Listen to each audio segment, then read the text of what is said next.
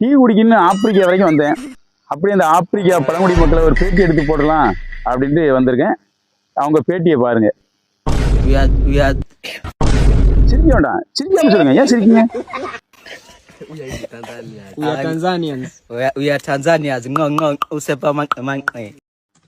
இப்ப அவர் என்ன சொன்னார்னா, அவர் பேரு குப்புசாமியா, இந்த குரங்கு பிடிக்க வந்தாராம். குரங்கு பிடிச்சி கறி வச்சு சாப்பிடுவாங்களாம்.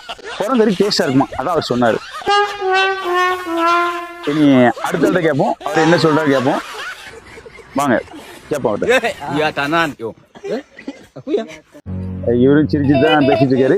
சிரிக்காம பேசுங்க, வெக்கப்படுறீங்க. ஏன் வெக்கப்படுறீங்க?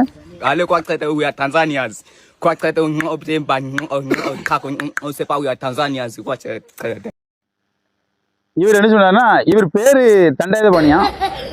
இவர் என்ன இவரு அந்த குரங்கு வால் இருக்கு பார்த்தீங்களா, வால் சூப் வச்சு குடிச்சா ரொம்ப நல்லதுன்னு சொன்னாரு. எனக்கு தாரன் இருக்காரு, குடிச்சு டேஸ்ட் பண்ணி பார்ப்போம்.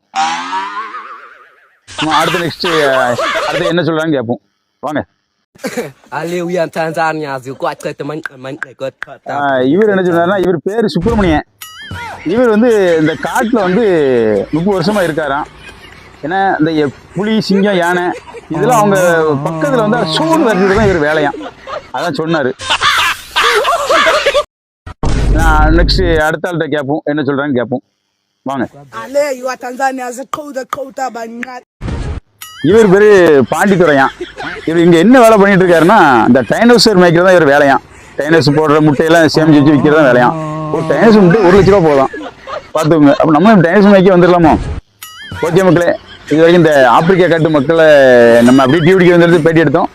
இல்லை நல்லா பழகுறாங்க. நமக்கு குரங்கு சூப்பராக வச்சு தரேன்ட்டுருக்காங்க. நல்லா என்ஜாய் பண்ணிட்டு நான் இப்போ அடுத்த தமிழ்நாட்டுக்கு வந்துடுவேன். வந்து உங்கள்கிட்ட இதை பகிர்ந்துடுறேன். நன்றி, வணக்கம்.